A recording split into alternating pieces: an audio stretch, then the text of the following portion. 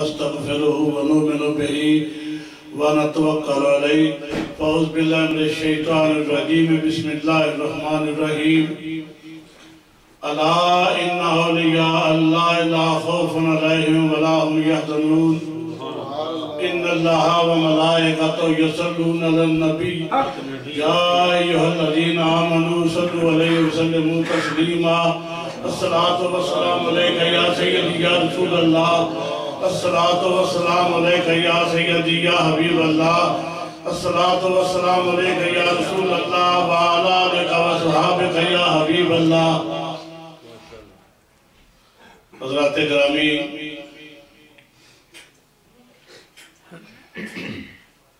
آج کی یہ پرتفصیل پرمغز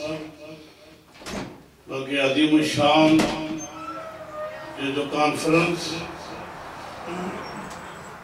جو کہ حضور قدوۃ سالکین داتا علی اجویری نور اللہ مرکزہ آپ کا یہ عرس 969 منایا جا رہا ہے 970 میں ادھر ایک سال اور زیادہ ہوگا نا میں سب سے پہلے تو اس ملک میں حضور دادا صاحب کے سجادہ نشینان میں سے جس ہستی سے سب سے پہلے مجھے تعارف ہوا حضرت پیر طریقت میاں غلام احمد صاحب ہے۔ سب سے پہلا عرس جو میاں صاحب کا ہوا مجھے یہ فخر ہے کہ میں اس میں موجود تھا۔ اس دن سے لے کر آج دن تک صرف ایک عرس میری مجبوری تھی، میں پاکستان چلا گیا تھا، ورنہ آئے تک کوئی عرس میں نے عرس نہیں کیا۔ یہ میرے لیے فخر ہے، خوشی ہے، احسان نہیں ہے، یہ اس کا کرم ہے۔ آپ کسی اولیاء اللہ کی محفل میں جاتے ہیں، شیخ سعدی نے فرمایا درد مانا صحبت با اولیاء بہتراز 100 سالہ عطائت بے ریا۔ کسی اللہ کی ولی کی محفل میں، اس کی صحبت میں یک دفعہ قلیل سا سیکنڈ 2 سیکنڈ چند لمحے بیٹھ جانا بہتراز 100 سالہ عطائت بے ریا، کم از کم 100 سال کی جو بے ریا عبادت ہے اس سے بہتر ہے۔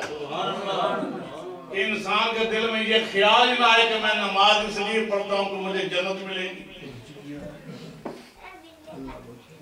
یہ ہے۔ اور پھر حضور دادا صاحب کی بات، ہم خوش نصیب ہیں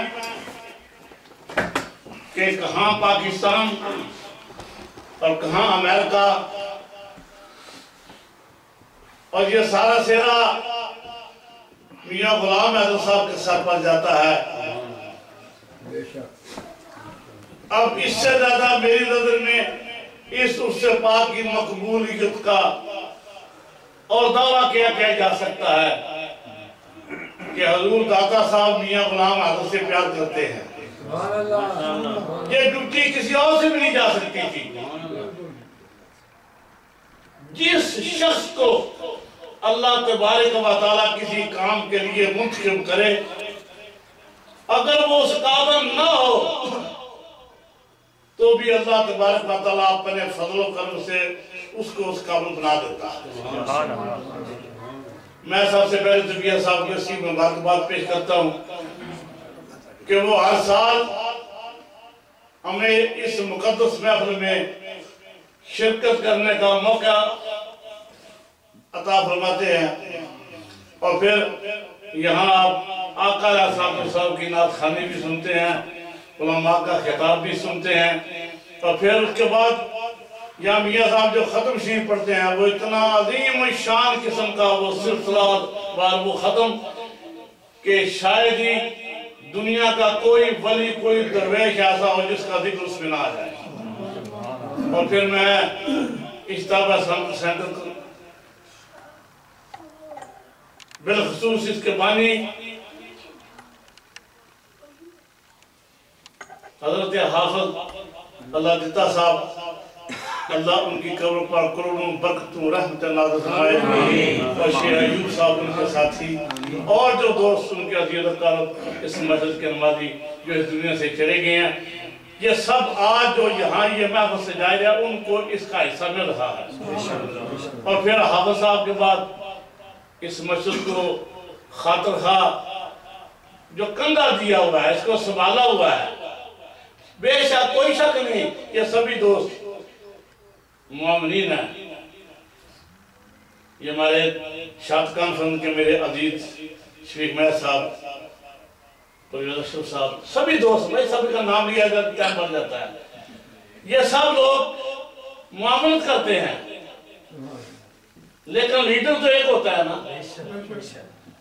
میری مراد علامہ قاری محمد یونس صاحب سے جس مسجد کے خطیب بھی ہیں، منتظم اعلیٰ بھی ہیں، یہ دم قدم سے یہ جو رونقیں ہیں یہ انہی کی وجہ سے ہیں. میں اپنی بات کو لمبا لے گیا. اب میں نعت رسول غفور کے لیے جناب غفور صاحب سے اپیل کرتا ہوں، وہ تشہیر ہے، لیکن بھائی ایک میری عرض یہ ہے، زوردار ایک نعرہ پتہ چلتا ہے، نعرہ تکبیر. تو نعرہ جب لگاتا تھا تو خیبر توڑ دیتا تھا، حکم کرتا تھا سمندر کو